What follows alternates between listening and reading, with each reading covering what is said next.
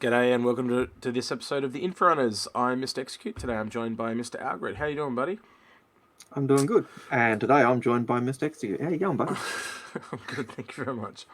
So this episode came about after us recording the latest episode of Data Dump, and long story short, we were sitting around talking about the Mantis and the Kalis, and what did he say? What did Osiris say? He was talking about the that we really needed to record an episode, didn't Yeah, he? he did. No, But go ahead.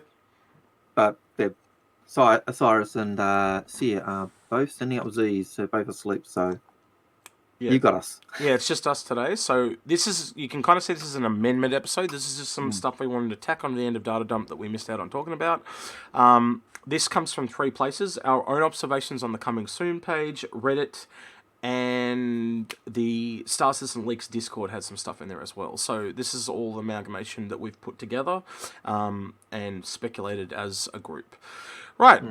So straight off the bat, I think we'll mention how this came about, where with the Kalis logo. Should we start there, or should we start on the Coming Soon page? Coming Soon page, actually. Well, Coming Soon page. So I'm going to flick over to the to our browser here real quick. So here on the browser is the Coming Soon page, and a lot of the stuff has been taken from here. So Yeah, we were sitting here looking at this last night, just after the info dump, and talking about the ship and the silhouette. At that point, we didn't have the glowy thing. So that's new today, but that has been new. added into the fold as well. So straight off the back, the first thing we talked about was it's clearly an RSI ship. When you look at that front cockpit area, you can't quite tell the scale of the ship quite, but I'm assuming it's a one-person cockpit. It may be two, but I'm assuming at this stage it's roughly a one.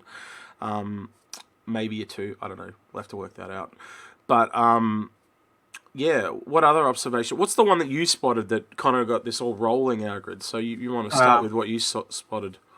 Yeah. Well, the tail end of a ship, that midsection between the straight engine nacelles, looks very much to be a turret. Yeah. And then I went, wait, it's a quad turret. And then we all like, oh. And it's like, it's a bloody big turret. Yeah. Compared to the ship. And so depending on the size of the ship is going to change whether they're pea shooters on the back or sizable weapons.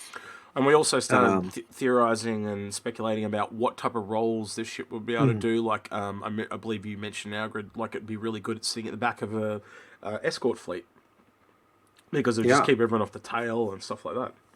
And I think it was Sear who, I think as we were talking, we said, well, it's clearly a quantum jammer. It's going to be a ship that stops you. It sails behind the fleet, jams the pursuing guys so they can't, chase after the fleet, and anyone comes gets close gets ripped apart by the. Yeah, almost sacrificing itself like a praying mantis that eats she eats the male. So she sacrifices himself so the rest of the fleet can get away, type of thing. So I don't know.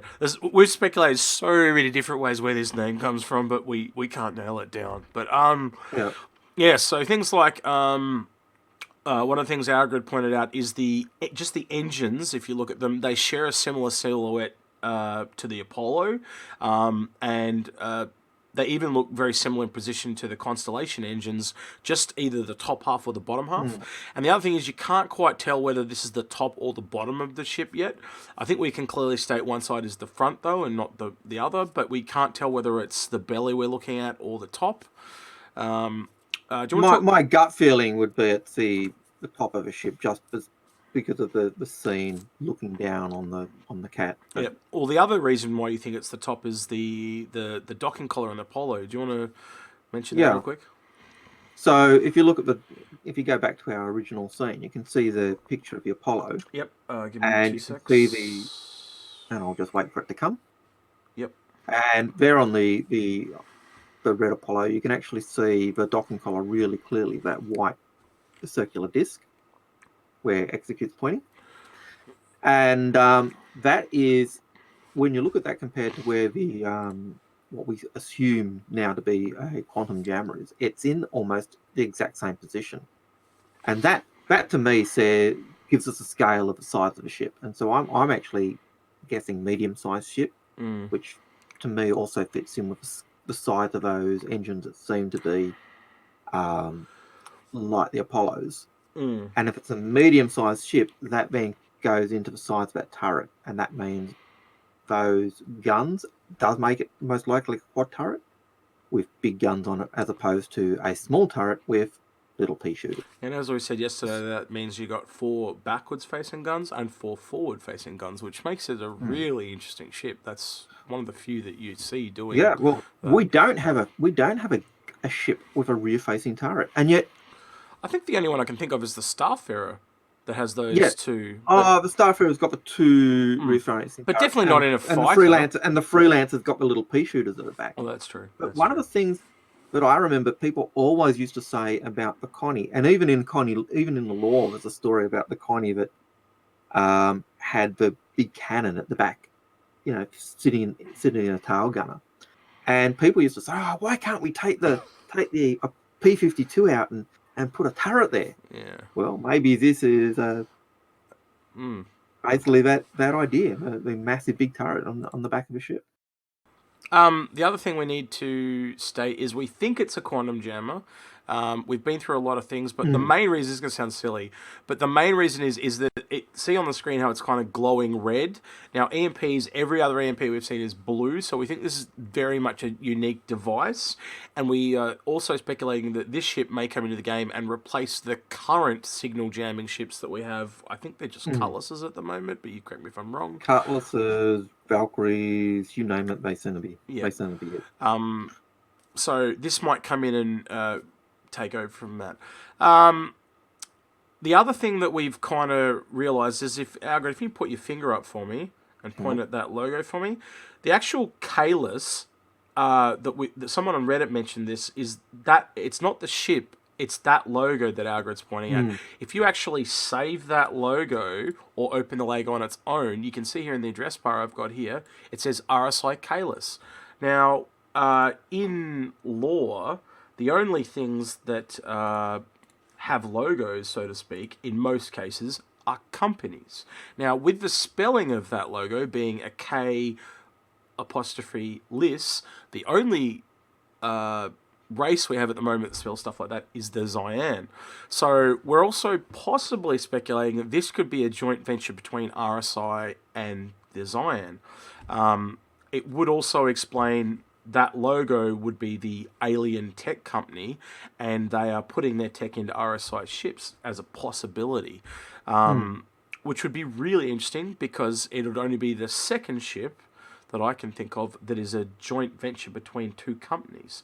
I know MISC tech goes into the MISC ships, but they're purely just MISC. But actually, the only one I can think of that mentions 2 manufacturers, you correct me if I'm wrong, is the Starfire Gemini, where we've got an Aegis and MISC crossover. So that could be some really interesting stuff going on there as well. And I think with the possibility being a Cyan company, new ship, just on the heels of the treaty signed by the recent trade treaty signed by the Cyan and that's in lore, is it? That is in lore. Was that a story or? No, that's actually one of the things that's been passed as kind of the ongoing storyline. So that kind of adds to that the idea that we've got Cyan materials coming in rather than, the trade balance favouring Cyan rather than us. Yeah. And the last lot of observation we've got here is due to the fact that you would need to be able to get into that turret.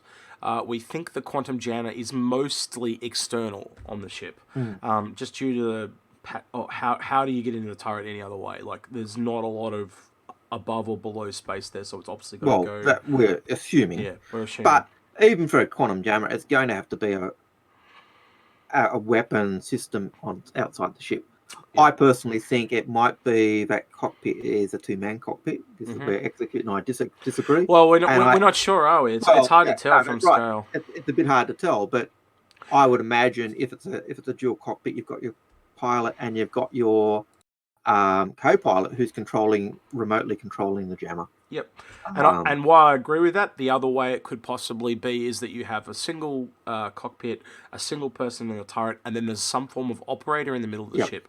Either of those very two, very similar to Vanguard. Sorry. Yeah. No, that's fine. So either the way you mentioned or the way I mentioned it, and that. So basically, in summary, we've got a 2 to 3 person medium ship, similar size to the Apollo, possibly different positions of engines, similar to the Constellation, and you can already see influences in this ship of the RSI Aurora and the Constellation, like where the Apollo, for example, draws its cockpit clearly from the Constellation. This looks a lot more like the Aurora in my book. So it'll be really interesting to see a similar size ship, but a little bit switched the route around and have some other influences from its smaller and larger siblings.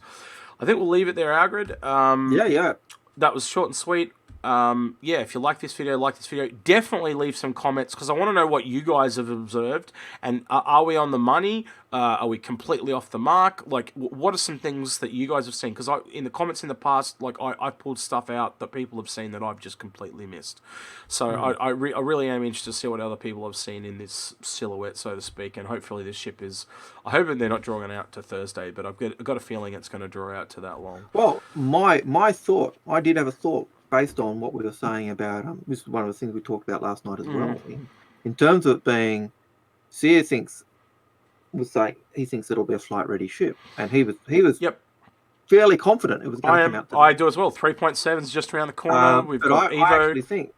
I actually think that rather than releasing it before 3.7, we'll save it for 3.7, and so that's what I mean. It'll come out with 3.7. That's what he's saying. It'll go on sale when 3.7 goes on. And you were saying to me just tonight that the Evo card has gone down on the PTU. Didn't you say that? So so it could be just around the corner. It is very much a distinct possibility. We'll just have to wait and see. Hell, they might even put it into the PTU to test as it comes out. You just don't know. They are always trying things that are different. Hell, just like this marketing campaign for this is completely different and we haven't seen it before. Anyway, like this video if you like this video. Hit that notification bell if you want to see some more videos from us. Jump on Discord and chat with us. Have some speculation. We've been having some really great chats on there with people lately. We've also got a Patreon set up now. So if you want to help us out that way, people ask for it, so we've set it up. Anything else, Algared? I think that's everything, isn't it? That's pretty much it. Cool. We'll catch you guys next time. We're out of here. Take care.